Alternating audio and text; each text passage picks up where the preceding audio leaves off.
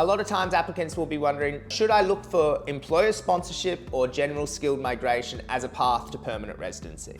Both visas do provide a path to permanent residency, as you can see here. However, I think it all comes down to your occupation, where you are living, and how long you have left on your visa. The very first thing you should do is check the individual state occupation list to see if your occupation is even on that list. The next thing you should do is look at the points required for the 189 for that occupation. So for example, if your points you need are right up here and you're sitting down here, you know you're probably not going to get the points that you need for the 189. So for example, if I am a registered nurse or a carpenter, I'm looking at the occupations, I'm on every state list, the points I need are relatively low, I know my job is in huge demand and there's a reasonable chance I could be invited for the 189 Guild Independent 190 state nominated. However, if I'm, for example, a marketing specialist, which isn't on too many state lists and is right down the bottom of demand, potentially I then can know that maybe general skilled migration isn't my path and I should look at employer sponsorship as the avenue.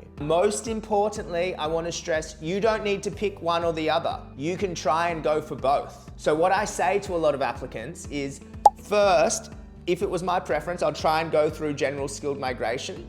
So you can get the skill assessment, lodge the expression of interest, request an invitation. And then if you're invited, apply for it. If not, you want to have that backup employer sponsorship as an option. So you don't need to go, I'm going to go one or the other. You can try and go both.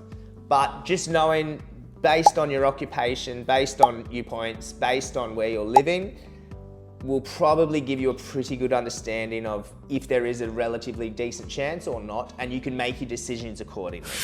I'd recommend, if you do have questions about your specific situation, jump online, book in a consultation, and we can sit down and discuss your situation in detail.